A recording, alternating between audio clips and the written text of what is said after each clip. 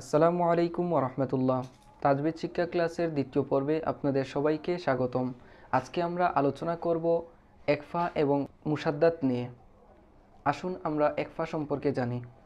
একফা শব্দের অর্থ হচ্ছে গোপন বা পুশিদা করা।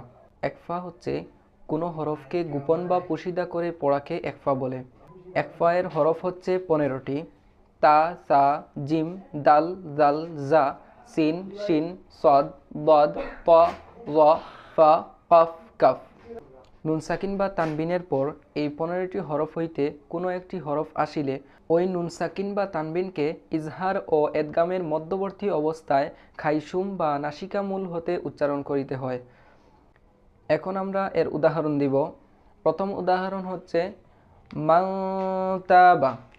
এখানে আপনারা দেখতে পাচ্ছেন যে মাংতাবা মাংতাবা বলতে নুন সাকিনের পর তা আসছে। যেহেতু নুন সাকিনের পর তা আসছে, তা হচ্ছে একফায়ের 15টি হরফ হইতে একটি হরফ, তাই এখানে ইজহার ও এদগামের মধ্যবর্তী অবস্থায় খাইশুম বা নাসিকামূল হতে উচ্চারণ করতে হবে। এভাবে মাংতাবা, এখানে গুন্না হবে। এই গুন্নার নাম হচ্ছে একফা গুন্না। আর যখন আমরা নুন সাকিন বা তানবিনের পর ইজহারের হরফ পাবো, যখন নুন সাকিন বা তানবিনের পর ইজহারের হরফ পাবো, তখন আমরা স্পষ্ট করে পড়ব। যেমন মিনহাদ, এটা আমরা গত ক্লাসে পড়েছিলাম। তারপরে আরেকটি উদাহরণ দেখা যাক। আনতুম, এখানে দেখেন নুন সাকিনের পর তা আসছে।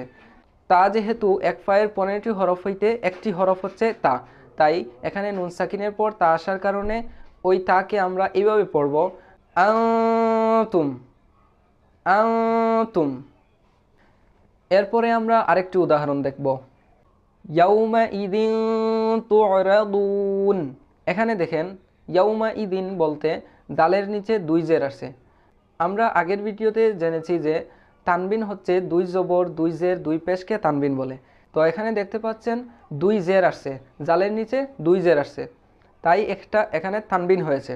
তো তানবিনের পর দেখেন কি আসছে, ইয়াউমা ইদিন তুরাদুন, তানবিনের পর তা আসছে, তাই এখানে ইজহার ও এদগামের মধ্যবর্তী অবস্থায় আমরা খাইশুম থেকে উচ্চারণ করব, ইয়াউমা ইদিন তুরাদুন, এভাবে উচ্চারণ হবে।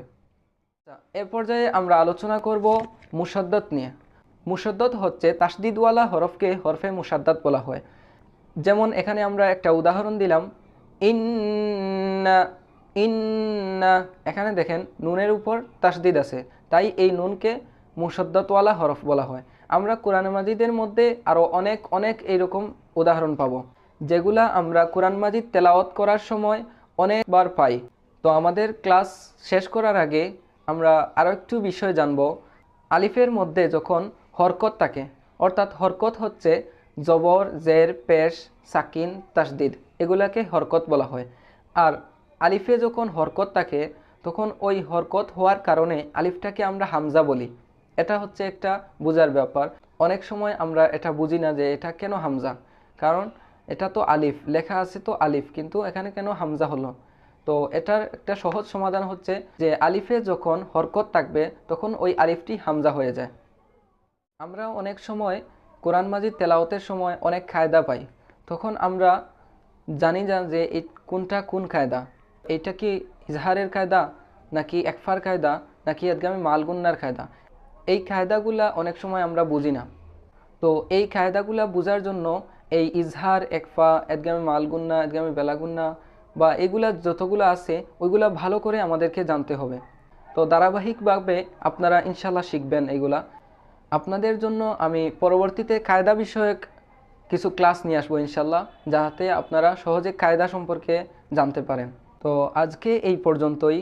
ইনশাল্লাহ আগামী পর্বে নতুন কোনো বিষয় নিয়ে আলোচনা করব। সবাই ভালো থাকবেন, সুস্থ থাকবেন। আল্লাহ হাফিজ।